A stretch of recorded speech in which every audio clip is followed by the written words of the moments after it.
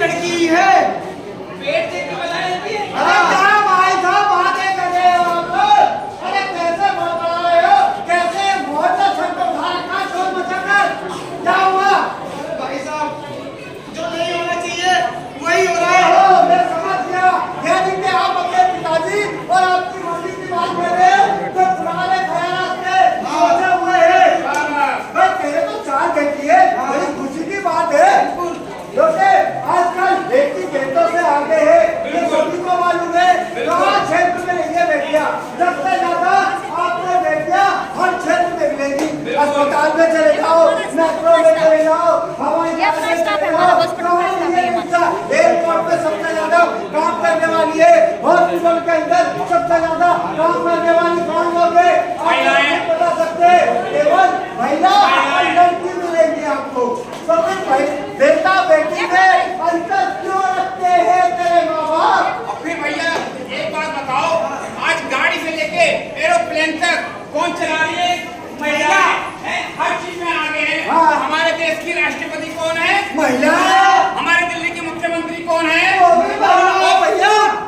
पहले की प्रधानमंत्री इंदिरा गांधी वो कौन थी? वो भी महिला थी। किरण बेदी कौन थी? वो भी महिला है। हर चीज में। और कहते स्पोर्ट्स के अंदर हमेशा चैंपियन है पीटी उषा। हाँ। वो भी महिला थी। वो भी महिला और थी। अंतरिक्ष में जाने वाली सबसे पहली महिला कौन थी? कल्पना चावला। वो कौन थी? महिला थी। तो फिर बेटी और बेटों में अंतर क्यों? सही बात है। लेकिन ये पुरानी सोच वाले लोग है ना, वो आज भी यही सोच लेते बैठे हुए। अगर हमारे यहाँ सारी बेटी हो गई तो हम लोगों का वंश कौन चलाएगा? अरे लड़की जो होती है केवल एक वंश नहीं 2 वंश चलाती है। एक मैके का, दूसरा अपने ससुराल का। चलाती क्यों नहीं चलाती है?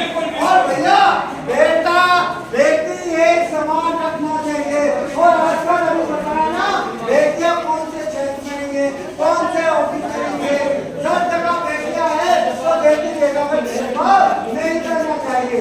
और फिर जो बेटों के लालची होते हैं उनका बेटा आगे चल के उनकी सेवा करे या ना करे, लेकिन उसको हिस्सा चाहिए।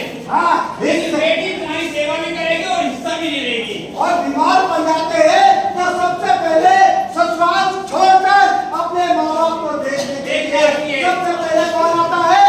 बेटी। और बेटे को टाइम मिले या ना मिले तो कहना टाइम मिलेगा तब आऊंगा।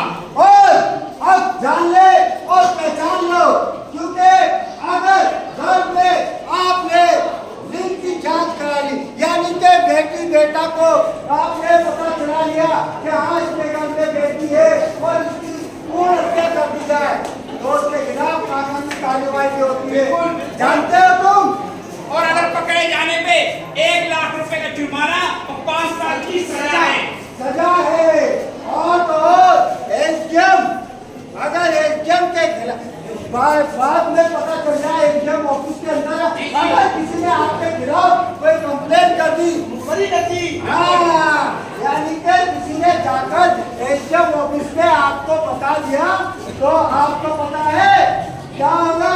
बताओ। जैसे मुखबिर होते हैं, जैसे किसी में इंफॉर्मेशन वाले होते हैं, उनको तो राशि मिली जाएगी। बिल्कुल प्रशासनिक है। मिलती बिल्कुल समझे? और कानूनी कार्रवाई उस व्यक्ति के खिलाफ की जाएगी जो लिंग जांच कराने के लिए तैयार होता है। और कुछ जो डॉक्टर होते हैं, अगर वो इस काम को करते हैं तो उनकी सजा भी होगी और प्लस सजा भी होगी। अभी सोचें